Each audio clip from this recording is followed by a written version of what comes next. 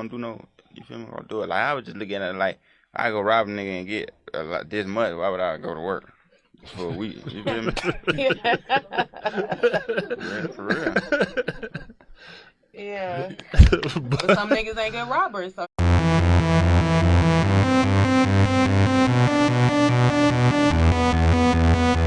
Hey man, real stay shit. You already know what the fuck going on. So people are hella mad right now at Nardo Wick basically because of an interview that he did where he basically said he never worked a fucking job and just robbed niggas. But before we get into all that, make sure y'all like, comment, subscribe, and now let's run this shit the fuck up. So parents, people, hella niggas are just mad about this man Nardo Wick and basically what he said in this interview where he basically went into detail about how he never had a job and he was just like basically debating with himself like, damn man, why the fuck would I get a job when niggas be robbing people and be making 5 to 7 bands just off of that?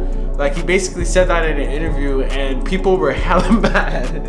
Like he basically went viral because niggas were hella mad because he was basically, they were saying he was glorifying violence, glorifying robbing people, glorifying not having a job and shit.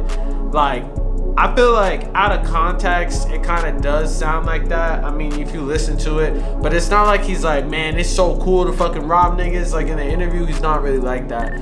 He's not really like wilding and like talking about like how it was fun to rob people. Like he was like actually saying like, damn man, like I feel like it was more of a reflection on his current life and how far he's come. But hella people were mad saying like robbing ain't cool, which obviously robbing isn't cool and shit, but you know niggas be taking shit out of context on social media and just be complete geeking.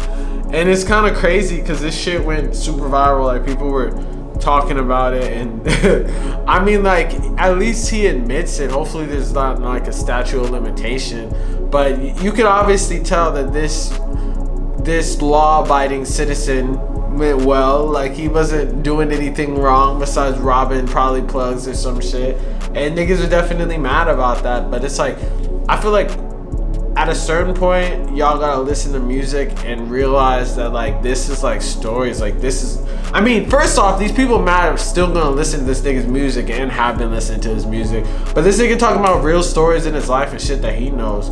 Especially like now he kind of like came back and cleared up the comments saying that like this is all like because he was a product of his environment. He didn't, obviously niggas don't want to go out and have to rob people for that amount of money. Like if they could go and do something more productive they would, because it's like realistically they realize that after a while only thing that's gonna come from that is like dying, fucking getting in jail or some shit. And he's saying that he was like mad young, like 15, 16 doing this shit, and he was able to transform his life, you know, and become an actual rapper, which is good. But like basically he went into detail on his story and he basically said like, hey man, like I didn't mean to say that this shit was cool, like that's just how I had to get it. Basically I was a product of my environment. Like he said his mom actually was coming home from prison, so like she couldn't even get a job. So it's like, what else was this nigga supposed to do? It's not like this nigga was in somewhere with hella jobs, man. Like sticker was posted with in Jacksonville, Florida, probably in like the worst parts. And niggas be, I don't know. Like I feel like part of it is, you know, like clickbait world and media and shit. Like you really just gotta come up with like the craziest title with the shits and basically say like something just to get people to listen. But when you actually listen, not out of context, you get a vibe that like he was really just trying to explain like the environment that he came from.